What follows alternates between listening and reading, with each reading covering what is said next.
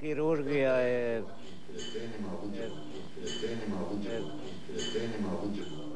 Mislim zato što je najveća glupost to, jer ja to ne bi nikad pristao, jer ja kakav sam, takav sam. A jeste čuli da sad, kako je tehnologija uznapredovala, da se ženama može vratiti nevinost? Jeste čuli to? Kaj? Da se ženama može vratiti nevinost. Nisam to čuo. Eto, to se rade sad Ne može to.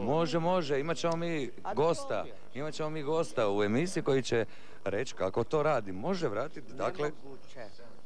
Nemoguće. Objasnite, zašto mislite da je nemoguće? Hoću vam i kazat upravo to, ženska koja je priobijena da izvineš, ona ne može si, jedino ako se ne seksa po par godina, onda može sama se začepiti. A ovako ne.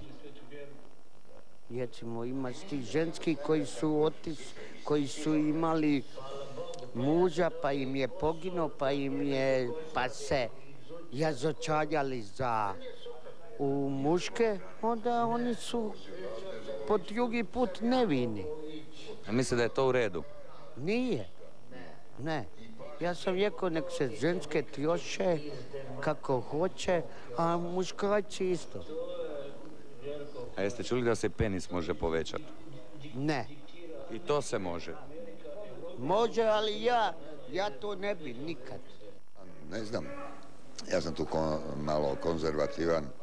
Mi u Republici Peščanici to zabranjujemo, vjerujemo da Bog ima razlog kad nekog napravi da izgleda recimo ko Ante Đapić ili Mate Granić, ili da ne misle da imam protiv stranke recimo Vladimir Šeks. Mislim da ima par zvijezda koje su pretjerale sa napuhavanjem usnica. To je možda kod nekog izazove neki seksualnu želju, ali ta seksualna želja, zbog takve seksualne želje ja ne bi operirao usnice. Što se tiče silikona, pa to od voditeljica HRT-a do bakica po staračkim domovima, to se radi. Što se tiče himena, operacije, to bio moj komentar, a što se tiče produživanja piše, Bože moj, razni ljudi, primitivni ljudi imaju razne komplekse. Onaj ko zna nije tajna u veličini. Tehnika je važna. Ja sam to mislio napraviti, zapravo prvo bi pošao sa svog lica, najprije bi povećao čube. Reći ću ti samo jednu stvar, dužina nije bitna, a nemoj mi sad reći da ja sam tehničar. Pa moja žena je, ja kad sam oženio moju ženu imala je 13,5 godina i bila je nevina.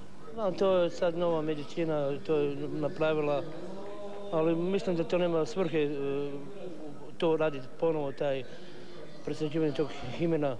Ono što jesi, ako nisi nevina, priznaj čovjeku da si nisi nevina.